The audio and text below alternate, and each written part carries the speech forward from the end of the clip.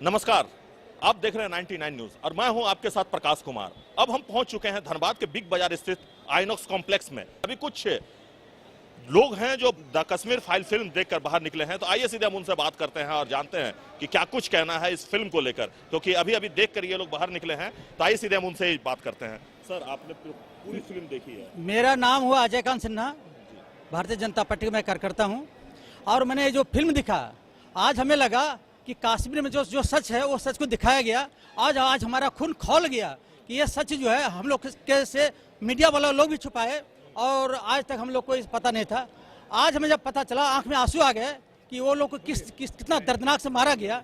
वो आज हमने जो देखा तो आज हमें भी आंख से आंसू आ गए और हमें लगता है भगवान उनकी आत्मा को शांति जो और 370 जो हट गया, आज जो है आज हम लोग सुकून महसूस कर रहे हैं कि पंडितों को वापस वहाँ मोदी जी जो वापस दे रहे हैं, ले जा रहे हैं। ये आज जय श्री राम, जय श्री राम। देखिए, अभी अभी फिल्म देख के बाहर निकले हैं, तो आइए कुछ और लोगों से हम बात करते हैं। देखिए, बहुत दिनों के बाद हमने बचपन से मूवी देखा, बहुत सारे मूवी को देखा और इस मूवी को देखा पहली बार। मैं डायरेक्टर और प्रोड्यूसर के जज्बे को सलाम करता हूं कि सच्चाई को सामने लाया है। वास्तविक जो घटनाएं घटी थी उससे हम लोगों को रूबरू कराया और आज हम लोग महसूस करते हैं कि कितनी त्रासदी कश्मीरियों ने झेली होगी। चाहे वहाँ के जो भी लोग रहे होंगे, कश्मीरी पंडित रहे, वहाँ के जो भी आवाम रहे, उन्होंने जो त्रासदी झेली वो आज हम लोग उससे रूबरू हुए। मैं सबसे पहले उस फिल्म के निर्देशक और प्रोड्यूसर दोनों को धन्यवाद देता हूँ कि ऐसी मूवी पहली बार हम लोगों ने वास्तविक रूप से देखी है। और भारत की जो अर्थव्यवस्था है, भारत में जो शासन की व्यवस्था है, मैं उनको भी सलाम करता हूं, उनको भी उनके सामने नतमस्तक हूं कि आज शांति और अमन, आज के शीर्ष नेतृत्व के कारण आज भारत में शांति और अमन का वातावरण है। चलिए कुछ और लोगों से हम बात करते हैं। जी, आपने पूरी फिल्म देखी है? ये इसको फिल्म बोलना गलत होगा, हमने फिल्म नहीं देखी, एक हकीकत को देखा है। और सभी ने सब लोग बोला, मैं एक ही बात बोलना चाहता हूँ अपने मातृशक्ति और युवा साथियों से कि ये फिल्म देखकर रोना नहीं है, आंखों में आंसू नहीं लाना है, उसको अंदर में रखना है और वक्त आने पर दिखाना है कि हमको किसके साथ खड़ा रहना है। और अखंड भारत के निर्माण के लिए हम लोग को सबको एकजुट होने की जरूरत है। आंसू बहाने से काम नहीं चलेगा। इसलिए पूरे संपूर्ण देश में युवा शक्ति और मातृशक्ति एक ही नारा लगाएंगे, भारत माता की जय। और अखंड भारत के निर्माण के लिए हमें जो करना होगा उसके लिए हम लोग करेंगे। भारत सच्चाई का विरोध भी कर रहा है, ये कह रहे हैं कि एक प्रोपेगेंडा कायम किया गया है। प्रोपेगेंडा नहीं, ये हकीकत है। और जितने भी राष्ट्रभक्त देख रहे हैं वो लोग खुद समझ रहे हैं क्या प्रोपेगेंडा है और क्या नहीं। बिना किसी स्टार प्रचार के, बिना किसी प्रोपेगेंडा के फिल्म 200 करोड़ बिजनेस पार कर रही है, ये एक हकीकत है। ये आम जनता खुद पहुंच रही है, खुद जितने भी आ रहे हैं राष्ट्रभक्त खुद फिल्म देख रहे हैं। कोई प्रमोशन नहीं, किसी को जबरदस्ती नहीं लाया जा रहा है। ये पहला मुहिम, पहली तरह की घटना है। मैं सलाम करता हूं अग्निहोत्री जी को। और सबसे बड़ा स्टार प्रचारक तो जिस दिन मोदी जी ने इनका प्रचार कर दिया, तो हमें किसी सलमान या किसी खान की जरूरत नहीं है, हम अपने आप में सक्षम है। कुछ और महिलाओं से हम बात करेंगे। मैम, आंसू आपके अभी भी थम नहीं रहे? जी, एक सच्चाई जो छुपी हुई थी, ये मैं धन्यवाद देती हूँ फिल्म के निर्माता और निर्देशक को, जिन्होंने इस सच्चाई को आम जनता तक पहुँचाने की कोशिश की है। और इससे एक सच्चाई जो पंडितों पर अत्याचार था, इसको हम सब जाने। और हम रुपेश भैया को भी धन्यवाद देते हैं जिन्होंने ये फिल्म को देखने के लिए हम लोगों को बुलाया है। और ये बहुत बड़ी त्रासदी हम लोगों के सामने आई है। और इस से जैसा कि भैया ने कहा कि हमें मजबूत बनने की ज़रूरत है। आंसू तो थम नहीं रहे हैं और दिल के धड़कन ये पिक्चर देख के, फिल्म देख के लगा कि बैठ जाएगा सिनेमा हॉल में, लेकिन ये जानना भी ज़रूरी था। इसीलिए बहुत बहुत धन्यवाद। जय श्री राम। चलिए कुछ और हमको बोलना है। आज ये फिल्म हम लोग जो है भारतीय जनता युवा मोर्चा के महामंत्री रुपेश सिन्हा जी की तरफ से आज हम लोग देखे हैं और मैं इनको बहुत बहुत धन्यवाद देता हूं। और मैं इनको बहुत धन्यवाद देता हूं, आज हम लोग को इन्होंने फिल्म दिखाया। और रुपेश सिन्हा जिंदाबाद। चलिए कुछ और लोगों से हम पहले बात करते हैं, लेकिन कुछ महिलाएं हैं जो अभी अभी हॉल से निकली हैं, उन लोगों से बात करते हैं। मैम, आप इतने उदास क्यों हैं फिल्म देखने के बाद? जिस हिंदू का खून न खौला, खून नहीं वो पानी है। आज ये फिल्म देखने के बाद यही महसूस हुआ है कि हम लोग कितने अंधेरे में थे। हम लोग को हमेशा अंधकार में रखा गया है और सच्चाई से हम लोग वंचित थे। और इसी बात को यहीं पे रखते हुए बस जय श्री राम, जय श्री राम। सबसे पहले तो जो भी ये फिल्म को लेकर के आए हैं अभिनेत्री जी, उनको मैं धन्यवाद करती हूँ। और इसमें एक बहुत बड़ा मार्गदर्शन और सीख हम लोगों को मिला, इतिहास हम लोगों को जानकारी में आया है कि अगर हम आज पूरे यूथ, जितने भी युवा वर्ग के लोग हैं, आज उन लोगों का यूनिटी में, एकता में इतनी ताकत है कि एक बच्चा भी वहाँ बदलाव अपना दिखा रहा था। एक महिला नारी शक्ति जो अन्न के लिए तरस रही थी, वहाँ भी वो शक्ति दिख रहा था। तो हम हिंदुओं में क्यों नहीं? तो ये एकता लाना सबसे ज़्यादा ज़रूरी है। और हम खास करके युवाओं को या फिर नारी शक्ति को भी एकजुट होकर के, और इस जो फिल्म में जो मार्गदर्शन मिला गया है, इससे हम लोग आगे इसमें कार्य कर सकते हैं हिंदुत्व को। मैं भी आप लोगों के साथ मौजूद था, लेकिन वहाँ पर आप लोगों की आंसू जो है वो रुक नहीं रहा था। वहाँ पे जो मातृत्व शक्ति कितना बड़ा वो त्याग कर रही थी, अपने आँख के सामने अपने पति को जाते हुए, अपने पुत्र को, अपने पूरा परिवार को, अपने पूरे हिंदुत्व को वहाँ जाते हुए देख रही, तो किनके आँख नम नहीं होंगे? ये तो हम लोगों को मतलब बता नहीं सकते हैं कि क्या हृदय पे बीत रहा था। हम लोग भी एक माँ है, बहन है, किसी ना किसी को तो ये हम लोगों का जागने का वक्त आ गया है। और हम लोग जाग करके अगर एकजुट हो करके हम सारे युवा शक्ति अगर एक हो जाए तो इसमें बदलाव आ सकता है। चलिए कुछ और हम बात करते हैं। मैम, आपने भी पूरी फिल्म देखी है, एक सच्चाई को इस फिल्म के माध्यम से इस सच्चाई को सामने आने में 30 साल 32 साल लग गए।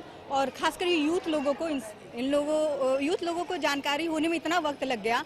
और हम तो कहेंगे सारे यूथ इसको देखें, समझें, क्योंकि हमारा ये फ्यूचर है। और अगर अभी जागरूक नहीं होंगे तो फिर आगे चलकर हिस्ट्री भी हमारा इससे भी गंदा होने वाला है। प्रेजेंट हमारा फ्यूचर जो हमारा इससे भी ज़्यादा गंदा होने वाला है। तो जो है वक्त रहते संभले और समझें, खास करके यूथ समझे, वो लड़का हो चाहे लड़की हो, जो युवा पीढ़ी जो है उन लोगों को जानकारी होना ज़्यादा ज़रूरी है। और वो लोग देखते हैं, बहुत लोग देखते हैं फिल्म को, पर समझना नहीं चाहते हैं। वो समझे, डेप्थ में समझें कि आखिर फिल्म समझाना क्यों चाहते हैं लोगों को, कि ये नहीं सोचिए कि अब कश्मीर में ऐसा हुआ, हर स्टेट में ऐसा हो सकता है। और ये उनके घर या उनके स्टेट में नहीं हुआ, ये आपके घर में भी हो सकता है। तो इसके लिए आप पहले अवेयर हो और देखें, समझें, ये हमारा कहना है। खास करके यूथ लोगों को, जो पीढ़ी जो पुराने सीनियर लोग हैं उन लोगों को तो ये सब पता है, पर यूथ लोगों को नहीं पता है। खास करके हिंदुओं में एकता है नहीं, जो एकता होनी चाहिए, ये हमारा कहना है कि एकता हमेशा होनी चाहिए, हिंदुओं में खास होनी चाहिए। कि फिल्म देखने के बाद निश्चित तौर पर जब हम लोग फिल्म देख रहे थे और पूरे सिनेमा हॉल में फिल्म जब चल रहा था, लोगों के आंख में आंसू थे।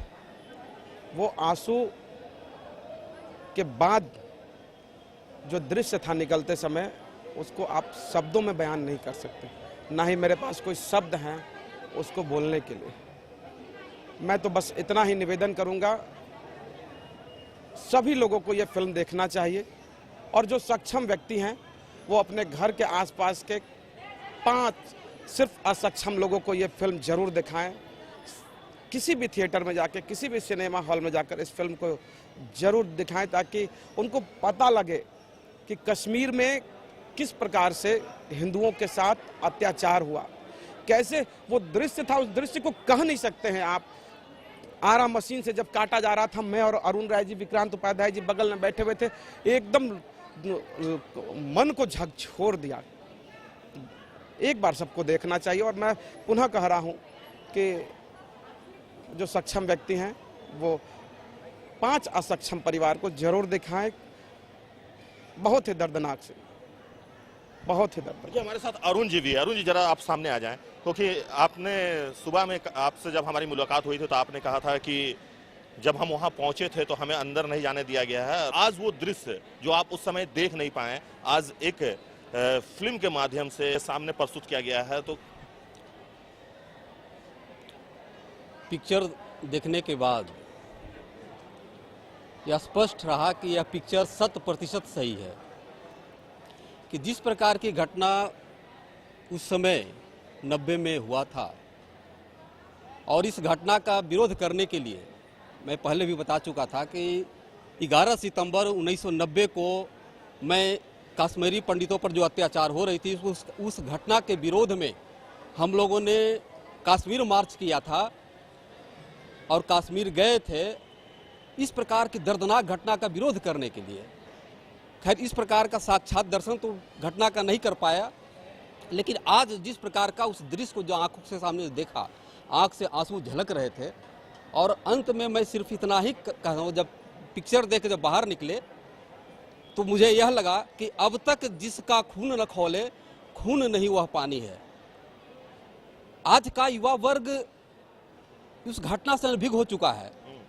1990 में घटना जो हुई थी और उस समय जो घटना और आज का जो युवा पीढ़ी है उस घटना को नहीं जानता, उसे कहानी के रूप में देखना चाहता है।